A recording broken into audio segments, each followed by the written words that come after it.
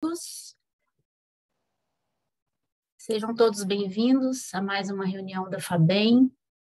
Aos que estão aqui pela primeira vez, aos amigos já habituais, aqueles que vão assistir essa reunião em outra ocasião, em outra oportunidade, sintam-se todos acolhidos, que possamos ter uma tarde de muita paz e de muito aprendizado. Vamos pedir a todos para lembrar de deixar as câmeras e os microfones desligados, para não atrapalhar a reunião, e pegar a aguinha, deixar aí do lado, para que a espiritualidade possa fluidificar. Vamos pedir, então, a Juliana Leal para fazer a nossa leitura preparatória de hoje. Boa tarde, Juliana. Boa tarde, Juliana. Prazer. Oração citada por Emmanuel em 4 de janeiro de 1939, extraída do prefácio do romance Há 2000 anos. Jesus, Cordeiro misericordioso do Pai de todas as graças, são passados 2000 anos e minha pobre alma ainda revive os seus dias amargurados e tristes. Que são dois milênios, Senhor, no relógio da eternidade? Sinto que a tua misericórdia nos responde em suas ignotas profundezas. Sim, o tempo é o grande tesouro do homem e 20 séculos, como 20 existências diversas, podem ser 20 dias de provas, de experiências e de lutas redentoras. Só a tua bondade é infinita, somente tua misericórdia pode abranger todos os séculos e todos os seres, porque em ti vive a gloriosa síntese de toda a evolução terrestre, fermento divino de todas as culturas, alma sublime de todos os pensamentos. Diante de meus pobres olhos, desenha-se a velha Roma dos meus pesares e das minhas quedas dolorosas. Sinto-me ainda envolto na miséria de minhas fraquezas e contemplo os monumentos das vaidades humanas. Expressões políticas, variando nas suas características de liberdade e de força, detentores de autoridade e do poder, senhores da fortuna e da inteligência, grandezas efêmeras que perduram apenas por um dia fugaz. Tronos e púrpuras, mantos preciosos das honrarias terrestres, togas da falha justiça humana, parlamentos e decretos supostos irrevogáveis. Em silêncio, Senhor, viste a confusão que se estabelecera entre os homens inquietos, e com o mesmo desvelado amor, salvaste sempre as criaturas no instante doloroso das ruínas supremas. Deste a mão misericordiosa e imaculada aos poucos mais humildes e mais frágeis. Confundiste a ciência mentirosa de todos os tempos, humilhaste os que se consideravam grandes e poderosos. Sob o teu olhar compassivo, a morte abriu suas portas de sombra e as falsas glórias do mundo foram derruídas no torvelinho das ambições, reduzindo-se todas as vaidades a um acervo de cinzas. Ante minha alma surgem as reminiscências das construções elegantes das colinas célebres. Vejo o Tibre que passa, recolhendo os detritos da grande Babilônia imperial, os aquedutos, os mármores preciosos, as termas que pareciam indestrutíveis. Vejo ainda as ruas movimentadas, onde uma plebe miserável espera as graças dos grandes senhores, as esmolas de trigo, os fragmentos de pano, para resguardarem do frio a nudez da carne. Regurgitam os circos. Há uma aristocracia do patriarcado, observando as provas elegantes do campo de Marte e, em tudo, das vias mais humildes até os palácios mais suntuosos, fala-se de César, o Augusto. Dentro dessas recordações, eu passo, Senhor, entre farraparias e esplendores, com o meu orgulho miserável. Dos véus dos véus espessos de minhas sombras também eu não te podia ver no alto, onde guardas o teu sólio de graças inesgotáveis. Enquanto um grande império se desfazia em suas lutas inquietantes, trazia o teu coração no silêncio, e como os outros, eu não percebia que vigiavas. Permitiste que a Babel romana se levantasse muito alto, mas quando viste que se ameaçava a própria estabilidade da vida no planeta, disseste: basta. São vindos os tempos de operar-se na seara da verdade. E os grandes monumentos com as estátuas dos deuses antigos rolaram de seus pedestais maravilhosos. Um sopro de morte varreu as regiões infestadas pelo vírus da ambição e do egoísmo desenfreado, despovoando-se então a grande metrópole do pecado. Ruíram os circos formidandos, caíram os palácios, enegreceram-se os mármores luxuosos. Bastou uma palavra tua, Senhor, para que os grandes senhores voltassem às margens do Tibre, como escravos misérrimos. Perambulamos, assim, dentro da nossa noite, até o dia em que nova luz brotara em nossa consciência. Foi preciso que os séculos passassem para aprendermos as primeiras letras de tua ciência infinita de perdão e de amor. E aqui estamos, Jesus, para louvar-te a grandeza. Dá que passamos recordar-te em cada passo, ouvir-te a voz em cada som distraído do caminho, para fugirmos da sombra dolorosa.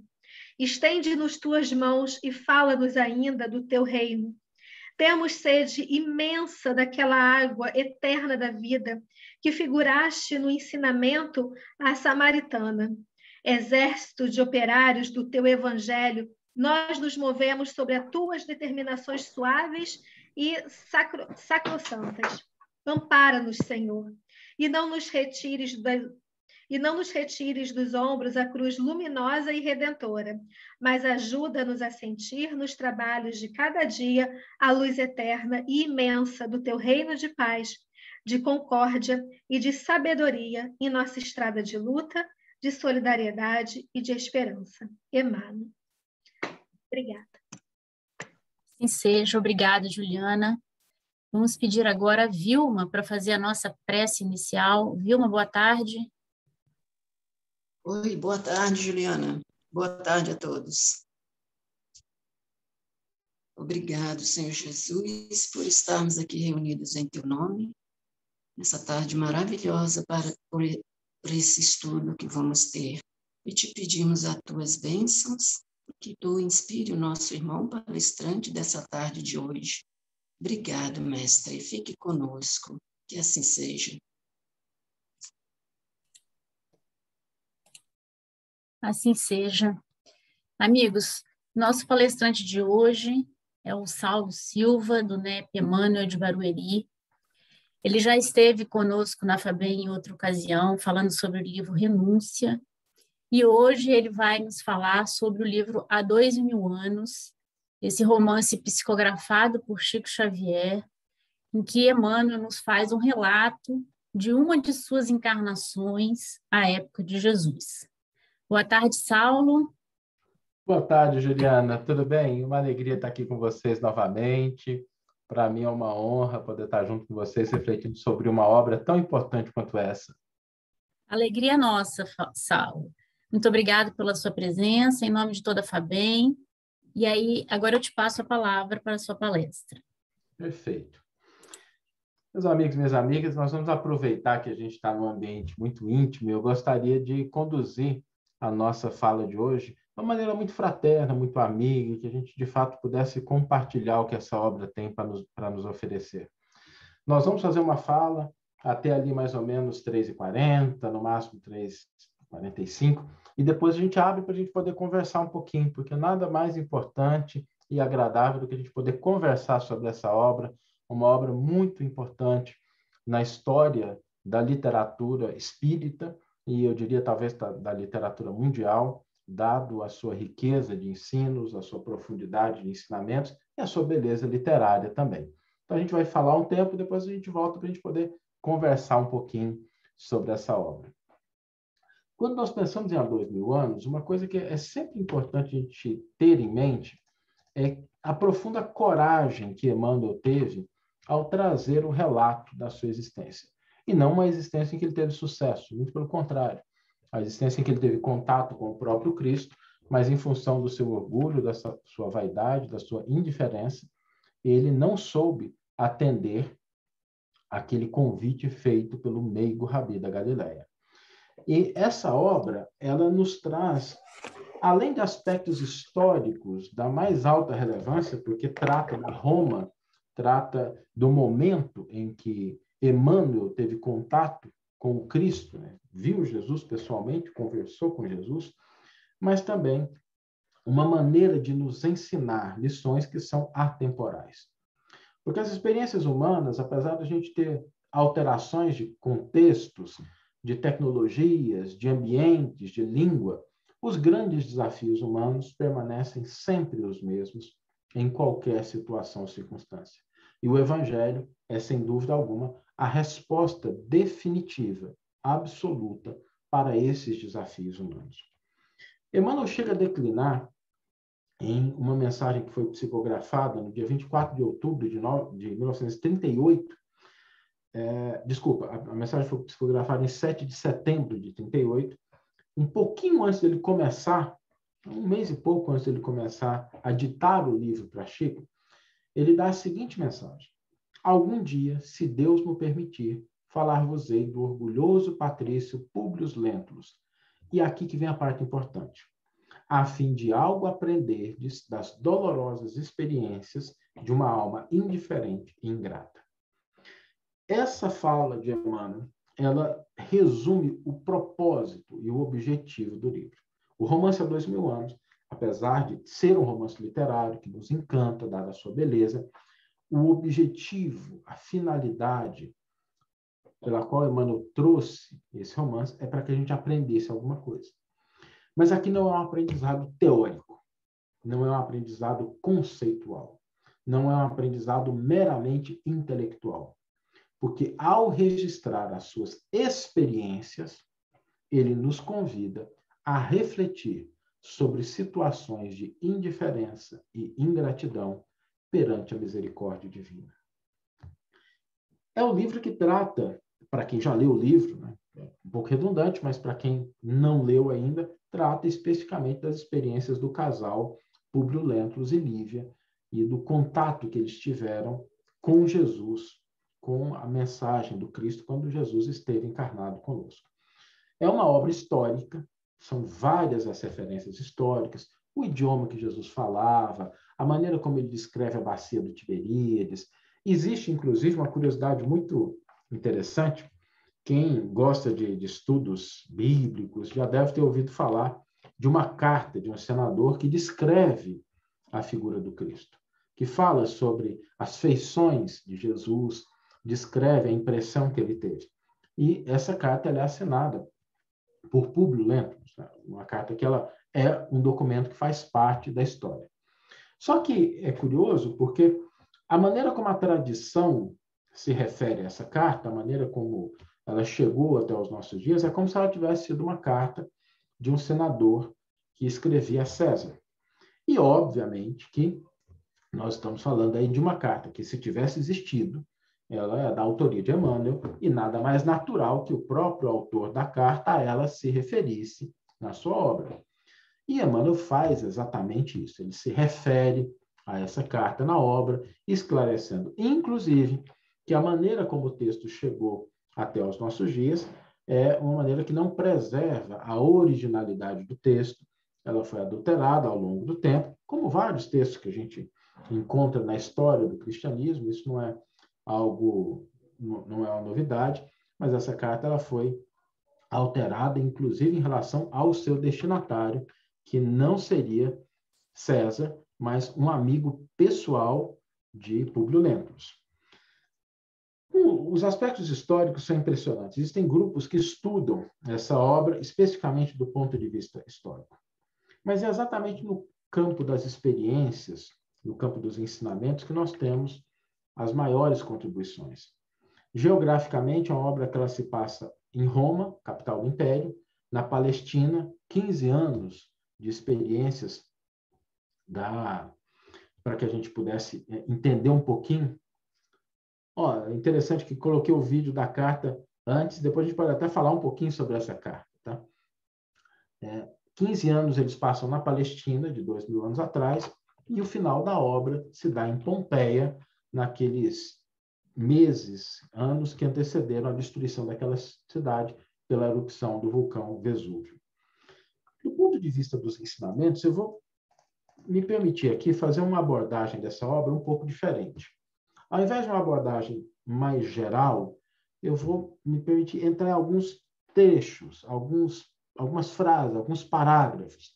Porque quando a gente lê a obra de Emmanuel, a gente deve sempre se preocupar em extrair alguma coisa. E Emmanuel tem uma riqueza de informações e de ensinamentos que nos permite, efetivamente, aprender muitas coisas. E essa é uma leitura um pouco diferente.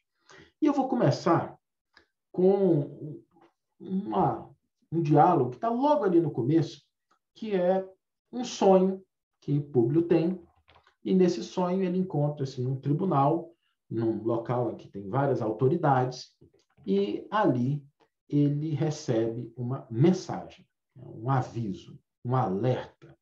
Nós estamos aí, e Emmanuel é tão preciso que ele dá até a hora que isso acontece. 19 horas, 31 de maio de 31. Então, nós estamos aí diante de um momento muito bem específico em que ele vai relatar esse sonho para o amigo Flamínio, e ele diz que no sonho ele escutou alguém dizendo o seguinte: feliz de ti, se bem souberes aproveitar a oportunidade bendita da reabilitação pela renúncia e pela humildade. E aqui existem alguns pontos que merecem destaque.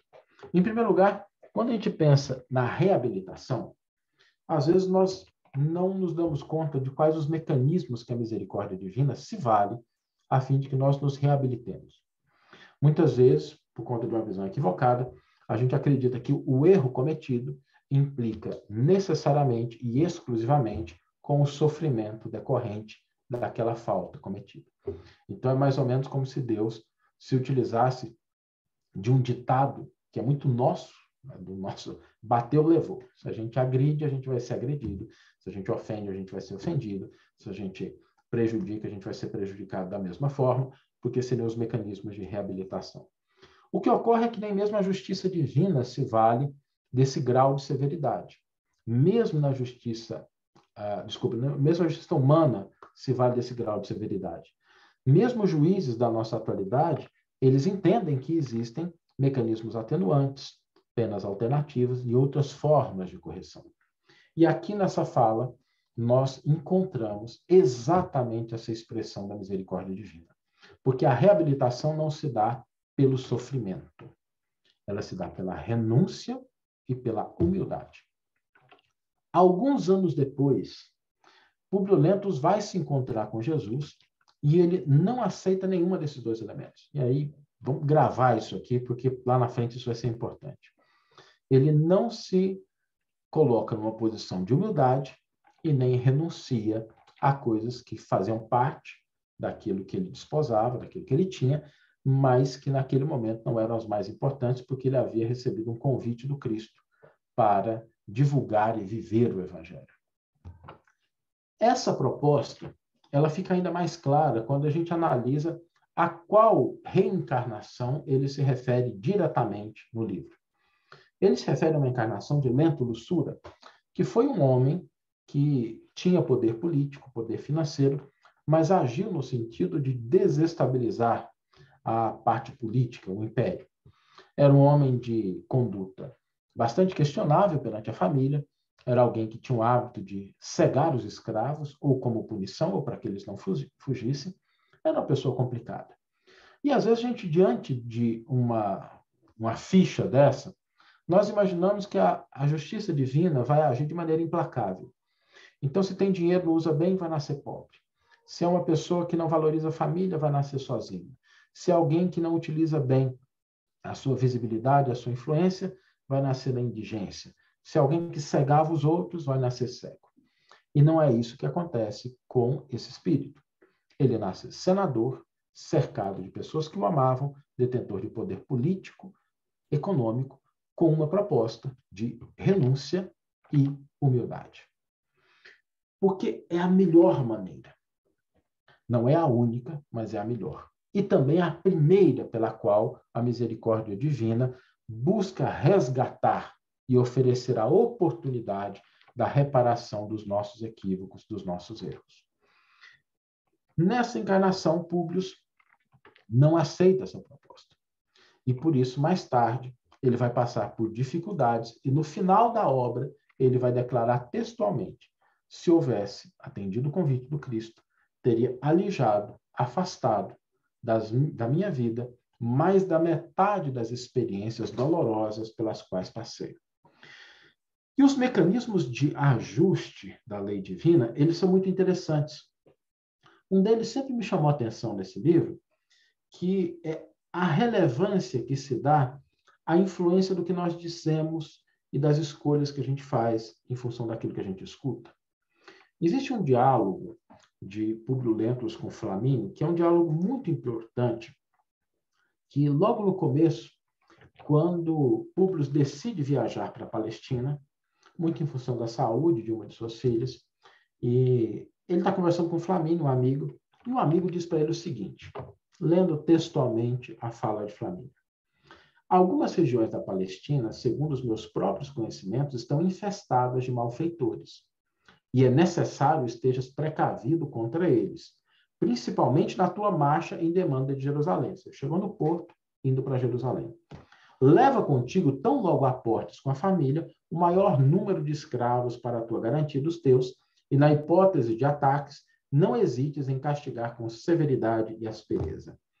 Aqui é muito curioso, porque Flamínio erra em tudo o que ele recomenda para Públio. Tudo, absolutamente tudo. Não tem nenhuma recomendação que é útil. Porque Flamínio está movido pelo medo, pela prevenção. E ele faz uma recomendação para Públio que vai ser seguida nos seus mínimos detalhes. E, em função de seguir essa recomendação, ele vai trazer seríssimos problemas para a sua vida. Porque tão logo ele aporta em Cesareia, ele desce com a família, ele segue exatamente o conselho de Flamínio. Manda chamar o maior número de soldados, de escravos, que constituem uma verdadeira comitiva suntuosa de Cesareia até Jerusalém. E acontece que dois jovens que viviam naquela região, que era uma região que era dominada pelo Império Romano, que passava situações de conflito interno e externos, eles percebem a suntuosidade daquela caravana e um deles, de maneira irresponsável, pega uma pedra e atira na caravana. E a pedra fere o rosto da esposa do senador, Lívia, de modo que a comitiva para e o senador manda que os soldados procurem o responsável pela agressão. Soldados romanos com jovens adolescentes, não é difícil encontrá-los, eles o localizam e os trazem à presença do senador. E Emmanuel declina que, nesse momento, ele lembra do conselho de Flamínio, daquela conversa. E ele decide punir com muita severidade. Ele pune de uma maneira absolutamente desproporcional, porque aquele rapaz havia tirado uma pedra que havia arranhado o rosto da sua esposa. Mas ele condena o jovem às galeras, que naquela época significava uma sentença de morte, porque raríssimas pessoas retornavam das galeras. O pai desse rapaz, de André, ele busca o senador pedindo perdão. André busca, o senador fala assim, olha, perdoa meu filho. Ele agiu de maneira impensada. Mas o que eu posso fazer para que não haja uma punição tão severa? É meu único filho. E Emmanuel, como Públio, mais uma vez, se lembrando do conselho de Flamínio, não cede ao apelo do pai e mantém a sua decisão. Bom, para encurtar a história, a partir daquele momento, ele tem um grande inimigo. Ele tem alguém que vai buscar de todas as formas a vingança. E essa atitude dele, porque ele poderia ter sido condescendente.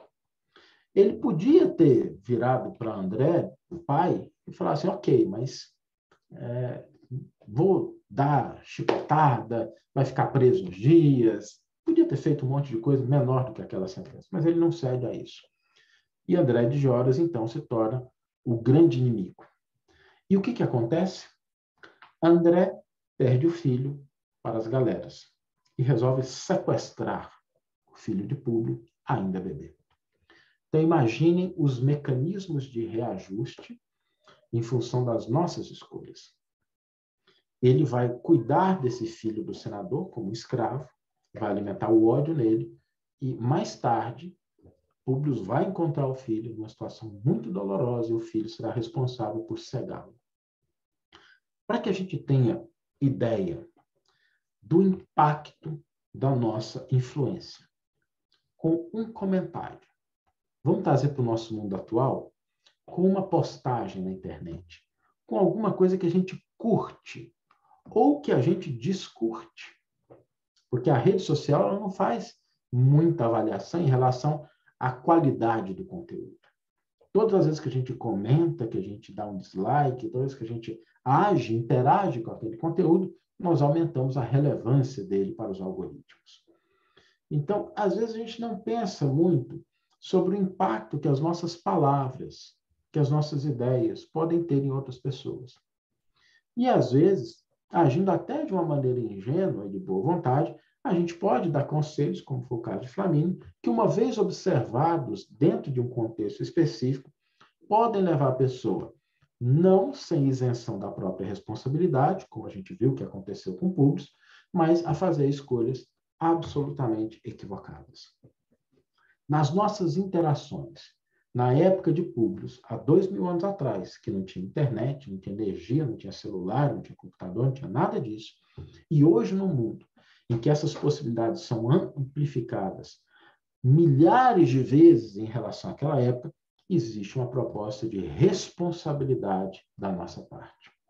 É por isso que, caminhando na direção de um mundo de regeneração, muitos espíritos talvez não possam permanecer aqui na Terra.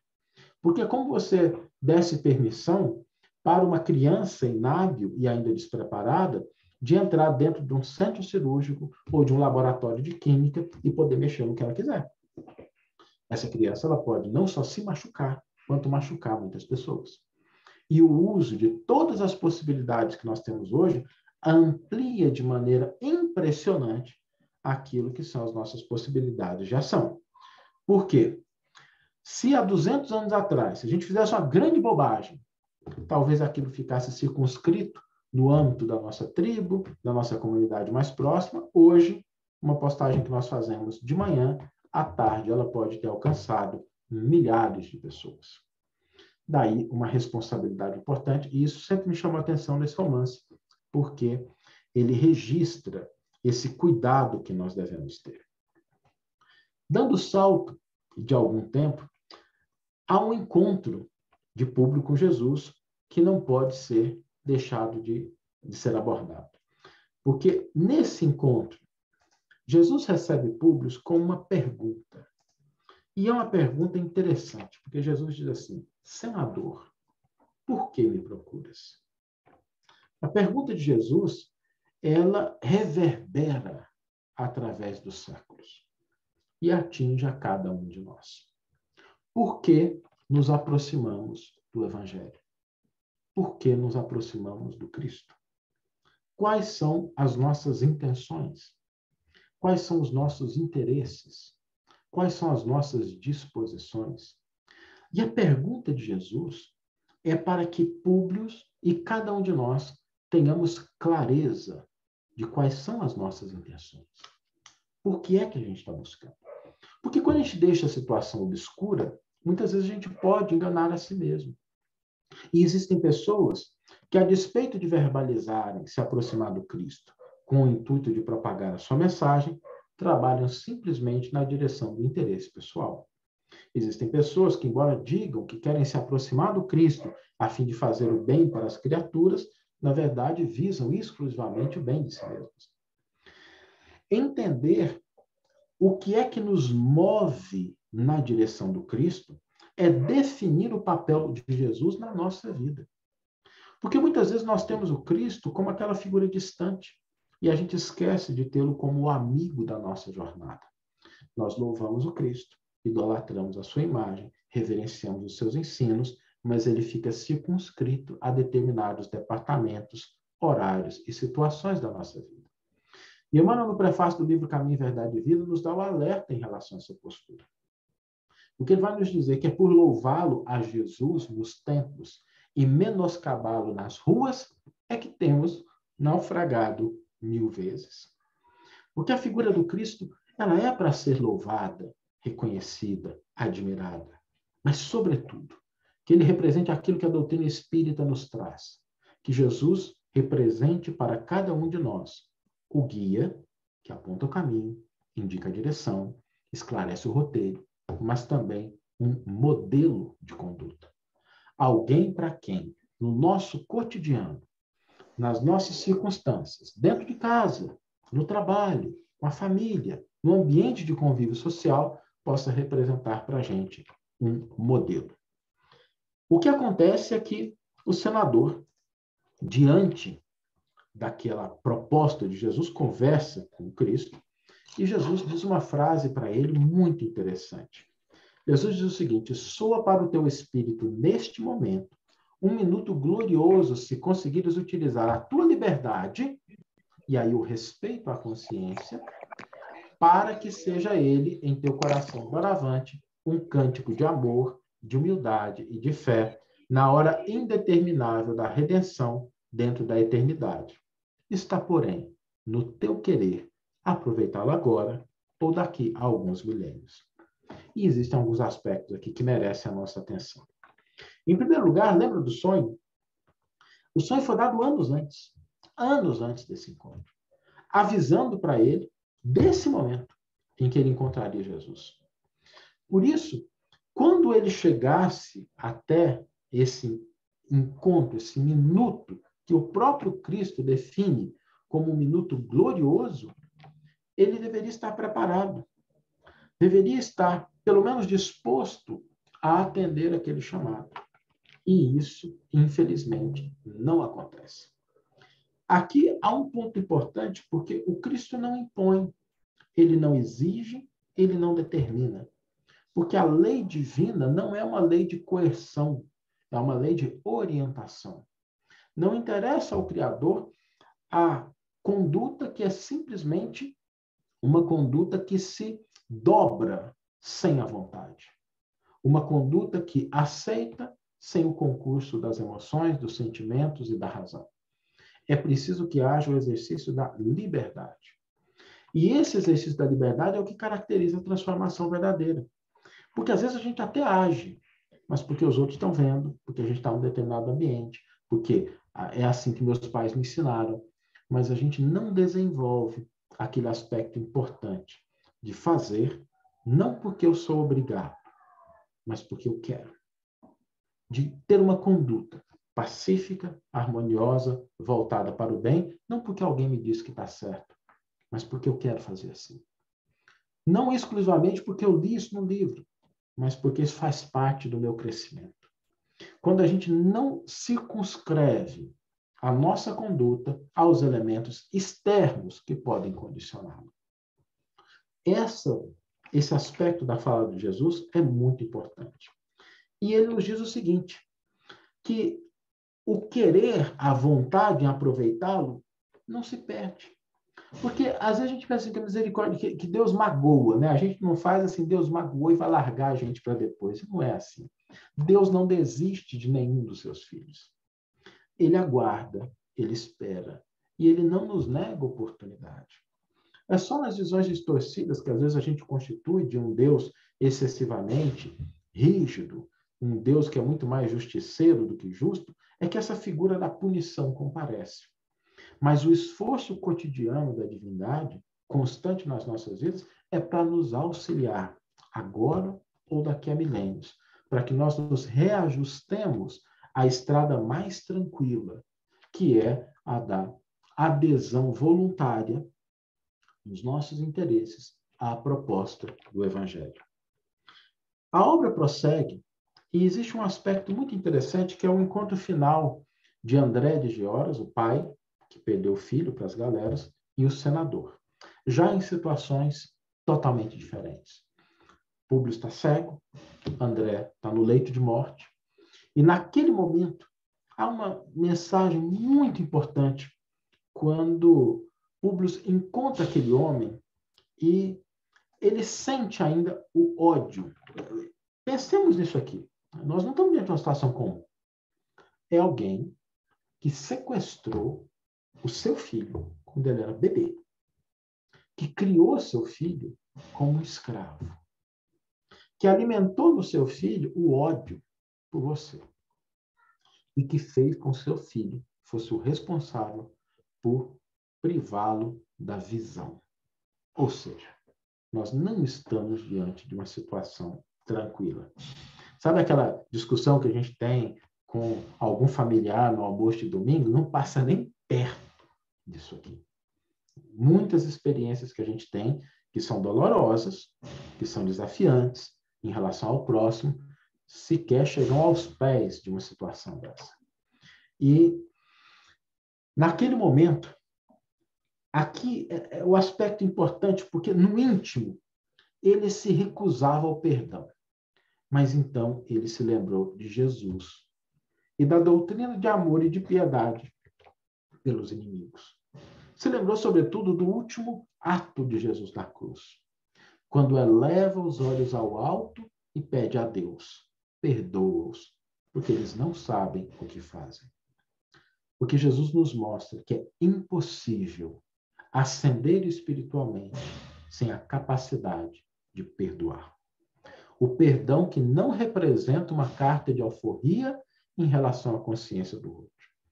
O perdão que não é a isenção do outro perante a responsabilidade de reabilitar-se perante a lei divina, mas o perdão que nos liberta das entranhas obscuras e das teias da vingança, do ódio e dos sentimentos que muitas vezes prejudicam mais a nós do que ao outro.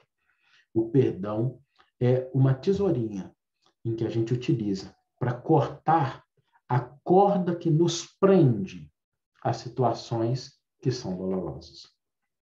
Nesse último momento, lembrando da figura do Cristo, Emmanuel, como Públio Lentulus, perdoa André de Gioras.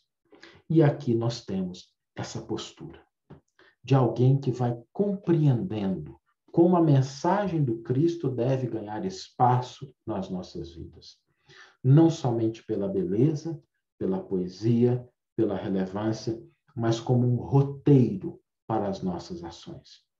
E é assim que Públio termina a sua narrativa, né? Emmanuel termina a narrativa da sua encarnação como Públio, dizendo: se eu tivesse aproveitado a exortação de Jesus naquele dia, talvez houvesse alijado mais da metade das provações amargas que a terra me reservava.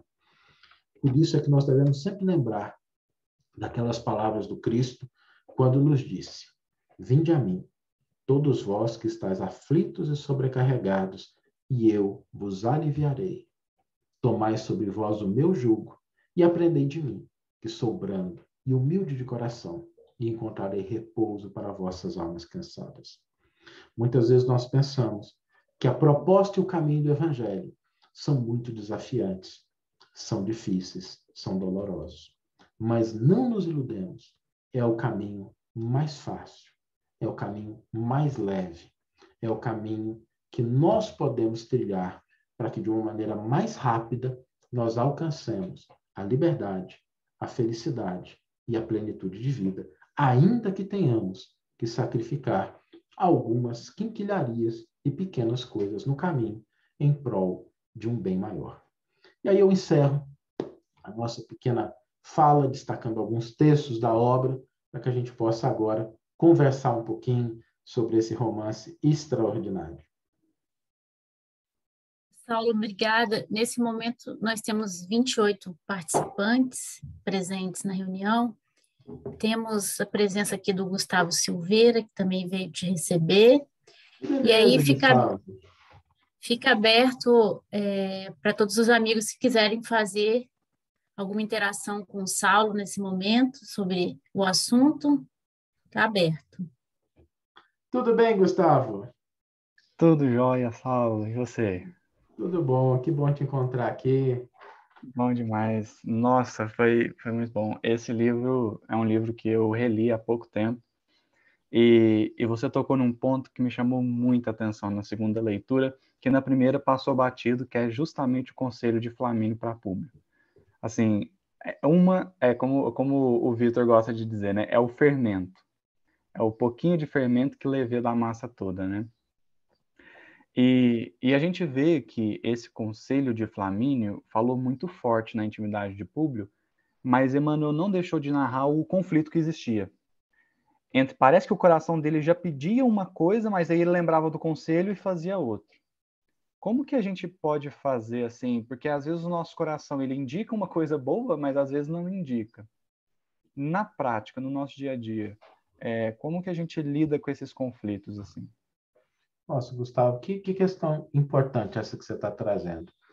Porque quando a gente chega ao ponto do conflito, é importante lembrar que já é um avanço. Como você falou muito bem, tem pessoas que nem chegam ao ponto do conflito, né? Que agem de maneira absolutamente inconsciente, sequer chegam a avaliar. Então, quando a gente chega ao ponto do conflito, significa que já tem uma sementezinha plantada, já tem alguma coisa que está desenvolvida. E o nosso trabalho é o de favorecer isso. E muitas vezes nesse processo de favorecimento, o que a gente precisa fazer de maneira muito pragmática? A gente silenciar o nosso íntimo para que aquela parte que está se desenvolvendo ainda, ela possa ser escutada com mais intensidade. Porque é muito natural, gente, e o que me apaixona na doutrina espírita e no evangelho é que não nos pede posturas de ingenuidade, né? A gente, às vezes, tem os nossos ímpetos, a gente tem os nossos instintos, a gente tem os nossos equívocos, faz parte do nosso processo. E não há que a gente olhar para isso se depreciando de maneira pejorativa, porque junto com esse patrimônio de experiências vem muita coisa positiva. Vem força, vem entendimento, vem conhecimento, precisa ser reajustado.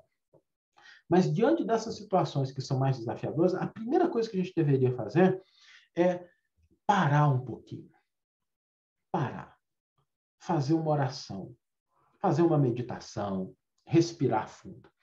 Porque a nossa estrutura, e aí me permitam aprofundar um pouquinho nisso, a nossa estrutura biológica, neurológica, que foi construída ao longo de milhares, se não milhões de anos, ela foi dada para que a gente buscasse a sobrevivência. Porque a gente viveu durante a grande maioria da história humana, e se a gente pegar, por exemplo, o nosso cérebro de 40 mil anos atrás, é o mesmo cérebro de hoje, com pouquíssimas mudanças. Só que naquela época o problema era fugir do tigre, arrumar o que comer e se prevenir contra a briga se tivesse uma tribo vizinha. Hoje as situações são muito mais complexas, mas a nossa estrutura ainda é a mesma daquela época.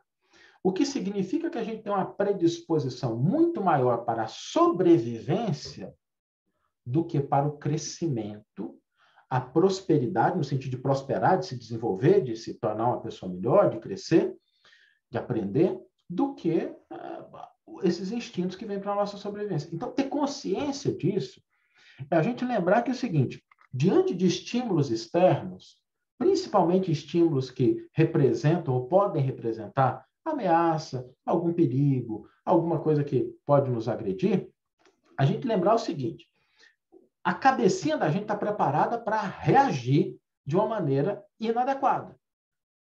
Agora, essa reação, ela tem uma vantagem.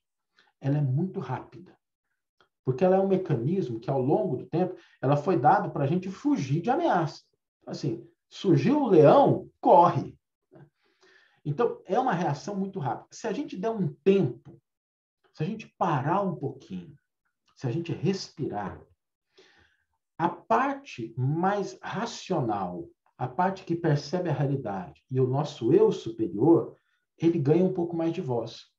Naqueles primeiros instantes ali, nos segundos que aparecem, às vezes não tem a menor chance, porque o instinto grita. Grita.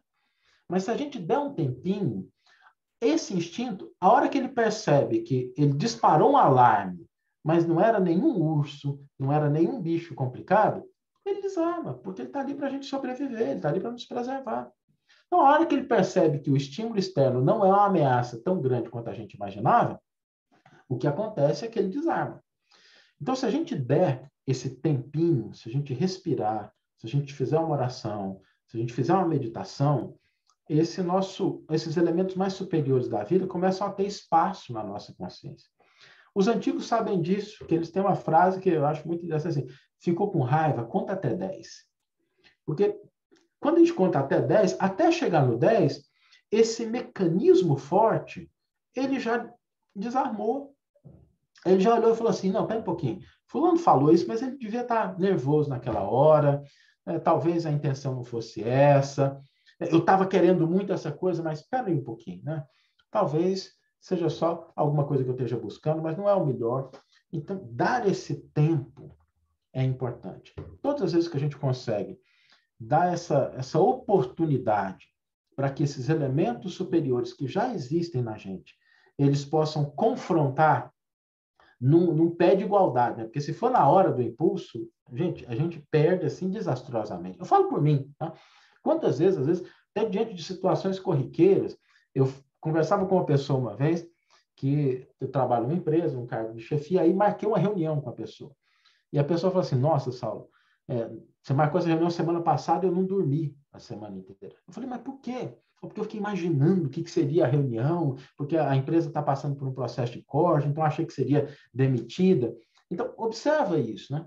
A pessoa, ela vai criando a situação e vai alimentando esse aspecto negativo. Quando? Se tivesse dado um tempo, parado, esperado, tentado esclarecer a realidade, teria sofrido menos. Então, a gente ter consciência de que a gente tem esses mecanismos, e não é para criticar, tá? Não é para a gente pensar assim, poxa, mas que coisa ruim. Não, serviram para a gente. Graças a esses mecanismos, nós estamos aqui. Agora, o que a gente não pode é continuar agindo no ambiente da atualidade, em que as necessidades de sobrevivência, os impulsos instintivos, eles não são tão importantes para a nossa sobrevivência quanto eram no passado, a gente continuar agindo da mesma forma. E aí, para isso, esse respirar, esse tempinho, né? O nosso eu superior, ele toma controle se a gente dá tempo. No Livro dos Espíritos, tem uma sequência de perguntas. A questão do Gustavo é muito importante, isso cita várias coisas. Eu me lembrei agora da questão 459 do Livro dos Espíritos, que é uma questão que às vezes dá medo na gente, né? Porque Kardec pergunta assim, influem os espíritos na nossa vida? E a resposta dos espíritos é assim, mais do que imaginais, de ordinário são eles que vos dirigem. E a gente fica assustado. E a gente esquece de ler as seguintes, porque lá na 466, os espíritos vão dizer o seguinte, todas as que a gente tem um determinado impulso, uma determinada ideia, existem espíritos que se afinizam com aquela ideia. Mas se a gente der um tempinho e começar a mudar o nosso padrão, existem outros espíritos bons que vêm nos fortalecer, nos incentivar, o que nos coloca de novo como senhores das nossas escolhas. Então, até nesse ponto, se a gente parar, se a gente fizer uma oração, se a gente pedir auxílio de coração, nunca, nunca nos vai faltar esse apoio do alto. Agora, é preciso esse tempo e essa disposição. Obrigado, Gustavo. Excelente observação. E essa é uma passagem que, sempre que eu falo desse livro, essa sempre fica no roteiro, porque realmente é muito importante. Ei, Saulo, sou eu, Fátima. Tudo bem, Fátima? Tudo bem. O Emmanuel, ele tem uma coleção de mulheres maravilhosas, né? Nesse livro, a Lívia nos dá muitos exemplos de renúncia, né? De amor mesmo. E é interessante que eu li esse livro com 15 anos, depois eu reli com meus 26, depois reli com 30 e poucos anos, e cada vez que a gente lê, é aquilo que o Gustavo falou mesmo, a gente vai tendo novas interpretações, né? Aquele momento de Jesus com o senador, se a gente se colocar no lugar de Emmanuel, de Públio Lentulus, no caso, né? É interessante que ele não sabia quem era aquele homem, né? E ele foi por insistência da esposa ao encontro dele. E aí ele nem abria a boca e Jesus respondia tudo. isso é assim, né, do romance, é impressionante o diálogo dos dois, e ele mesmo se questiona, mas como ele me responde se eu não estou nem falando, né? Se eu não estou nem, né, ele está lendo meus pensamentos. E é muito triste quando ele retorna para casa e a filha está curada, bem melhor, e ele fala, mas também estou gastando tanto com o médico, lógico que essa menina tinha que melhorar, né? Mas eu queria, Saulo, falar com você o seguinte, nós temos aqui na sala, que vieram também para te receber, além de toda a nossa Casa Fabem, do NEP Bartolomeu, a gente tem o João Marcos e temos a Ana Cláudia. Nossa, que alegria. Eu tenho um carinho muito grande pelos NEPs, gente. Assim, para mim é uma tarefa. Quando eu estava em Brasília, a gente coordenava um, cheguei aqui em São Paulo, não tinha um próximo, a gente acabou criando um, então é um trabalho que, para mim, é extraordinário. O João o João faz parte, acho que de todos os NEPs o João faz parte. Né? O Gustavo também sempre vem te receber, é um querido, um grande amigo. E João e Ana, vocês têm alguma pergunta ou algum comentário, fazendo favor? Ou qualquer outra pessoa da sala para o Saulo? Boa tarde. Tenho sim. Na realidade, queria compartilhar que eu gostei muito dessa oportunidade, né, de reflexão que a gente está compartilhando aí na tarde de hoje. E, Saulo, eu achei muito interessante essa análise que você fez em relação a como é que a espiritualidade trabalha, né? Porque, de fato, Públio Lentulus, na sua vida pregressa, ele já era uma autoridade, né? Então, a gente vê que não necessariamente esse padrão, né, de que se viemos ricos em uma dada encarnação, viremos, né, invariavelmente pobre na outra. Então, você vê que ele veio como um senador, né, e com essa proposta que você comentou de renúncia e de humildade, só que ainda muito renitente, né? E, dado o seu livre-arbítrio, ele optou pelos caminhos mais demorados, mais dolorosos, para depois, finalmente, aceitar seguir Cristo de fato, né? Eu achei muito interessante essa reflexão. E eu tenho uma dúvida em relação a uma questão pontual, assim, da obra. Bem no início dela, no momento em que Publio Lentulus Cornélio, ele começa a ter aqueles sonhos, aquelas divagações referentes a Publio Lentulus Sura, ele vai revendo alguns instantes, ele sente até uma grande vergonha desse passado, esse passado culposo, e ele sente tudo aquilo até mesmo conseguindo precisar muito bem se aquilo era um sonho, se aquilo era uma realidade, de tão claro que vinha ali para ele, essas percepções. E um dado momento ele conta que ele reviu um instante na passagem pelas umas águas escuras do Aqueronte, e falou que foi um lugar muito sombrio. E aí eu fiquei na dúvida se este lugar era de fato um umbral que ele presenciou. Esse Aqueronte era uma região umbralina? Olha, excelente pergunta, viu, Ana Cláudia? Em primeiro lugar, obrigado pela presença. A gente está junto aqui conversando sobre essa obra. E o Aqueronte, dentro da mitologia, era o local de passagem, né? Era o rio que levava até a outra margem. E é interessante porque toda a mitologia grega, assim como a mitologia egípcia também, assim como a mitologia chinesa, assim como Harry Potter, para a gente falar de mitologia atual também, tudo isso, quando eu falo de evangelho para a juventude, quando eu vou falar de mediunidade, mundo espiritual, eu recorro muito a esses exemplos. Né? O Harry Potter é uma obra extraordinária para entender até o processo de obsessão. Então, todos esses elementos, o que eles representam? Uma tentativa da nossa mente de representar essas realidades espirituais de uma maneira clara. E aí a mitologia grega, ela traz isso. Então, é natural que, quando a gente pensa, depois com a obra de André Luiz, ficou muito claro a gente entender as diversas esferas, os diversos níveis, e a gente começa a entender que a Terra, ela tem na sua crosta, né, a nossa experiência, tem experiências espirituais ainda inferiores à crosta, mas na medida em que a gente vai elevando, que a gente vai alcançando locais de posições espirituais mais elevadas. Então, quando ele cruza esse ambiente, esse rio, é exatamente passando por essas regiões que são naturais, que existiam e que foram representadas com cores muito intensas. Se a gente pensar, por exemplo, todas as mitologias, desde o Livro dos Mortos do Antigo Egito, quando fala da passagem, do que a pessoa tem que fazer, até o Livro dos Mortos Tibetanos, eles se referem a essas regiões que são regiões de trânsito, regiões, às vezes, que ficam espíritos, que ainda são espíritos justiceiros, espíritos que estão buscando vingança ou imposições, como a gente vê na obra de André Luiz, no livro Libertação, principalmente, ele escreve isso com muita clareza. Então, de fato, ali a gente tem exatamente essa representação, numa linguagem mitológica, de algo que a doutrina espírita ela traz de uma maneira muito clara.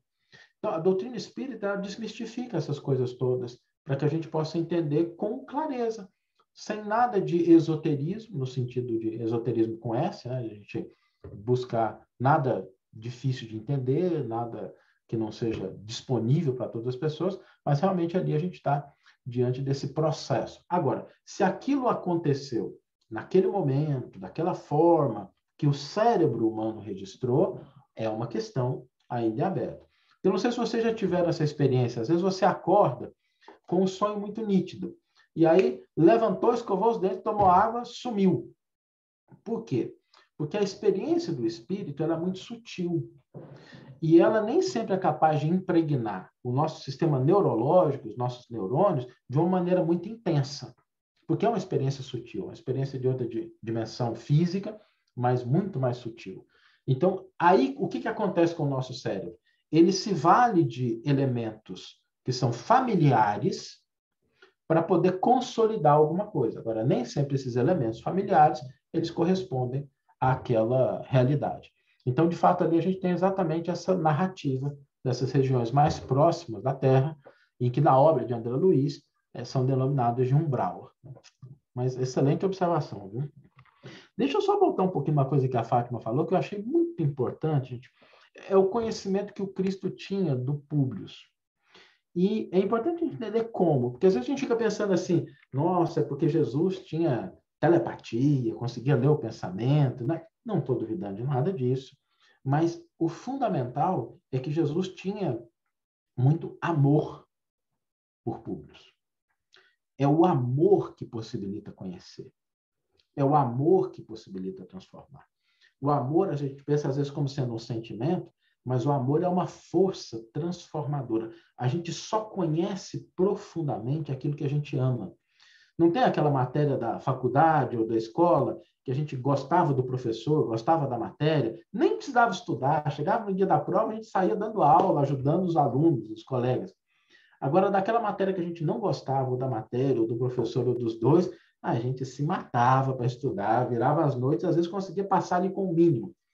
Então, isso que a Fátima colocou me chamou muita atenção para destacar isso. Você não conhece aquilo que você não ama. Quando você ama, você passa a conhecer.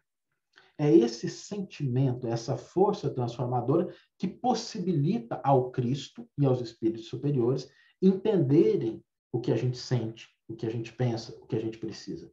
Não são simplesmente poderes extrasensoriais, mas essa força profunda do amor que conecta as pessoas.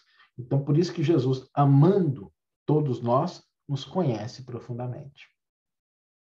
Ô, Saulo, porque quando você ama, você acompanha, né? E aí é a função do guia. Né? Extraordinário. Muito bom. Eu não tinha me atentado a isso, assim, foi muito bacana esse comentário. E quando a gente ama, a gente repete, quando a gente ama, a gente fica junto, quando a gente ama, a gente presta atenção. Não é assim que a gente começa a namorar, e assim, até nas coisas triviais, você presta atenção na pessoa, no que ela gosta, no que deixa ela feliz. Isso é natural, é esse movimento que te possibilita conexão, que te possibilita compreensão do outro. O amor é alguma coisa muito mais intensa e sublime do que o que a gente pode imaginar. Saulo, tem até uma história de Chico muito linda que acho que a gente, não sei se foi numa live com você que a gente comentou que Chico encheu o bolso de bala, lembra disso, Gustavo? E ele saiu distribuindo essas balas para essas crianças afora e não sei quem acompanhou, sou meio ruim de guardar os detalhes da história, mas alguém acompanhou Chico e aí Chico passava por cada criança e falava o nome dela. E aí mandava beijo e abraço para o pai, para todo mundo. E aí já não tinha, ele pegou umas 10 balas, já tinha acabado as 10 balas, ele continuava dando bala. Da onde que vinham as balas, ninguém sabe. E aí, quando passou, o rapaz perguntou para ele, mas Chico, como é que você sabe o nome de todas essas crianças? E aí ele fala, né, que o amor, quando você ama, né, você consegue, né? Então, você realmente enxerga o outro, né? Você grava tudo do outro, porque é um amor, é um sentimento que nós ainda não conhecemos, né? A gente tem um rascunho disso com os nossos filhos, nossa mãe, nosso pai, é apenas um rascunho do que é amor verdadeiro, né?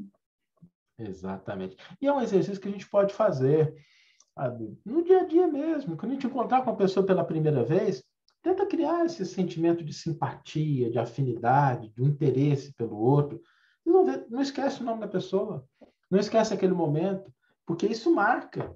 E se a gente passa pelo outro de maneira indiferente, rápida, quem que é aquela pessoa? Como é que é o nome? Mas se a gente presta atenção e cria esse sentimento, até na hora de lembrar do nome da pessoa, né? Essa história que você comentou é muito bonita, né? A pessoa disse assim, ó, Chico, das balas eu não vou perguntar não, mas como é que você não esquece dos nomes, né? É isso mesmo, das balas eu não vou perguntar mais. Das balas eu não vou perguntar não, porque eu não tenho coragem, porque não acabava a bala. Era 10 balas no bolso e já tinha passado 100 crianças e cada um tinha levado um punhado de bala. As balas eu não vou perguntar não, mas como é que você não esquece? Ele fala, o amor não esquece.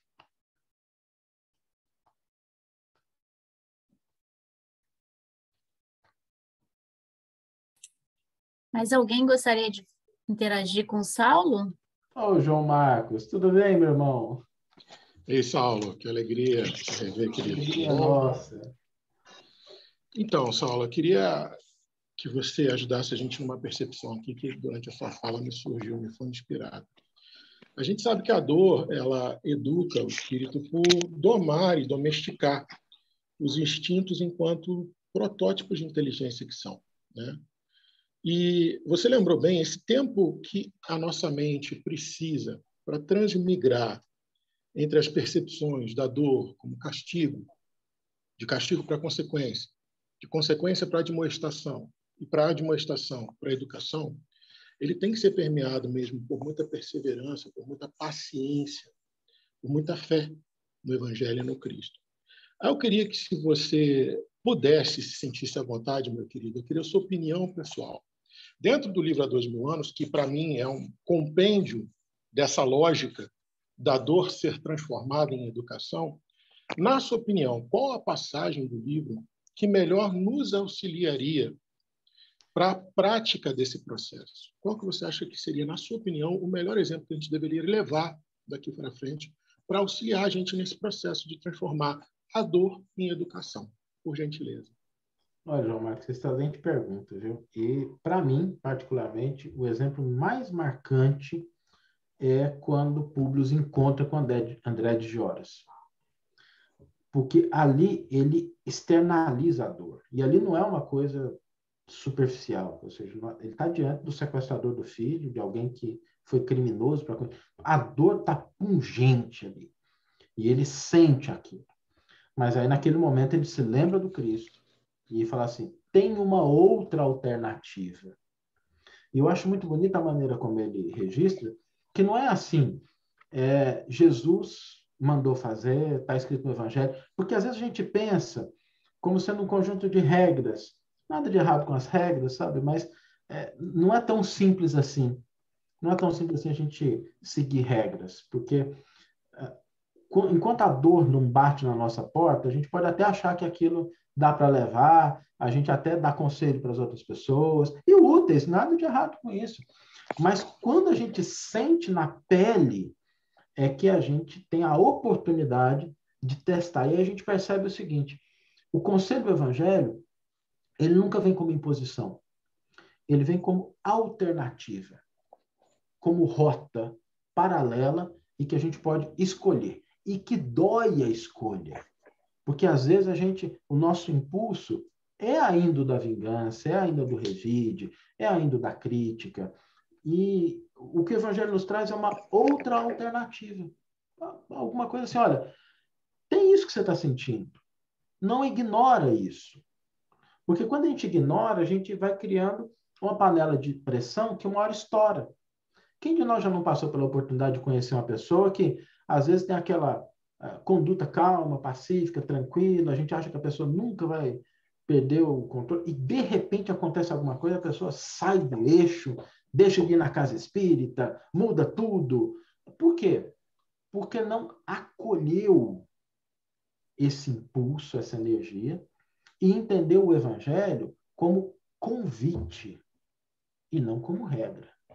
Por isso, a postura da liberdade que Jesus fala para Públio é muito importante. Naquele momento em que ele lembra de Jesus e ele tem uma postura diante de André de Ossa, ele começa a atender o convite. E aí vai demorar 2000 anos, né, até chegar ao ponto do nosso Emmanuel.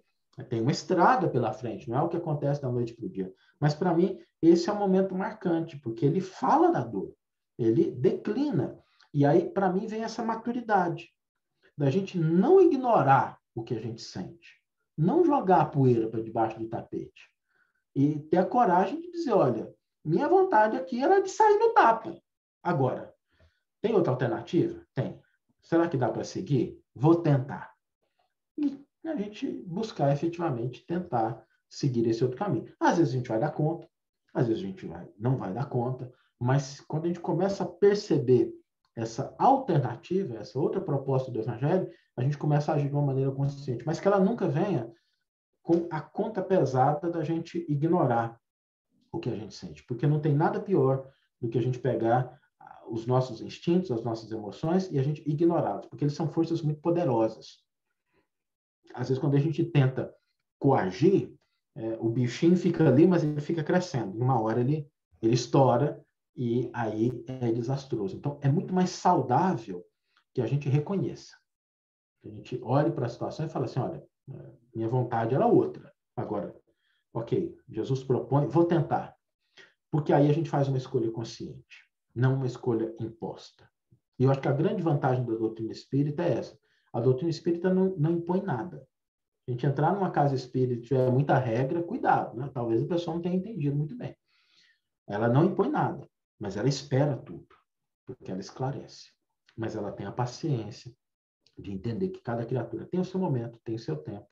E se a gente não ignorar isso, a gente reconhecer, acolher isso, ela falou, senta aqui do lado, raiva, senta aqui do lado, né? Vamos bater um papo, né? E aí, o que você quer? Porque, no fundo, todas essas emoções, elas visam a nossa sobrevivência. Só que falta repertório. Talvez, assim, oversimplificando, tá? O que Jesus nos trouxe foi um repertório diferente para lidar com as circunstâncias da vida. Um repertório. A gente tem as nossas ferramentas, né? A gente tem ali o nosso martelo, o nosso serrote. Jesus trouxe a serra elétrica, a cola, o fogo, trouxe um monte de coisas para a gente poder agir de maneira mais adequada. É um repertório para a gente agir de maneira mais eficiente com as situações da vida. Então, obrigado pela pergunta. Para mim, assim, me lembra muito essa passagem. Gratidão a você pela explicação. Obrigado, meu irmão. Saulo,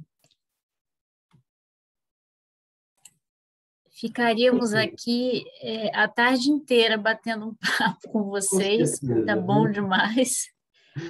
Mas a gente precisa prosseguir a reunião e eu te agradeço em nome de toda a FABEM imensamente por esses ensinamentos, pelas suas reflexões. Nós vamos passar para a prece final, em seguida para a reunião de radiação. Se você quiser permanecer conosco, fique à vontade. Se não puder, não tem problema. Espero vê-lo em breve novamente, para mais uma tarde dessa. E tudo de bom para você. Até uma próxima oportunidade. Obrigado, Juliana. Queria só agradecer a oportunidade de estar aqui com vocês, a oportunidade de reencontrar amigos muito queridos nesse ambiente, muita fraternidade, muita amizade. Saio daqui com o coração leve. Vou pedir licença, não vou poder ficar depois da prece, que eu tenho uma outra reunião começando às 4h30, mas fica aqui meu abraço e minha gratidão por esses momentos. A gente que agradece. Muito obrigada. Vamos passar agora para a Mônica, pedir a Mônica para fazer a nossa prece final. Mônica? Olá, Juliana, me ouve? Sim. Boa tarde, Juliana, boa tarde a todos. Gratidão ao Mestre Jesus por essa tarde, onde estamos ouvindo o Evangelho vivo, onde podemos refletir as nossas atitudes, as nossas ações, e, como disse nosso brilhante palestrante, o nosso repertório. Gratidão, Saulo, por essa oportunidade única e por todos os participantes, toda a família Fabem, estar aqui conosco nesse dia. Que nosso amor continue nos transformando, para transformarmos nossa caminhada e assim revermos as nossas atitudes, onde muitas vezes deixamos exalar o nosso ego, onde muitas vezes deixamos a sujeira debaixo do tapete. Rogamos a Deus, rogamos a Jesus, Mestre amado, a Maria, Mãe Santíssima, que nos guie e que seja Cristo amigo da nossa caminhada, seja Ele a luz da nossa caminhada. Gratidão, Saulo, mais uma vez. Que assim seja.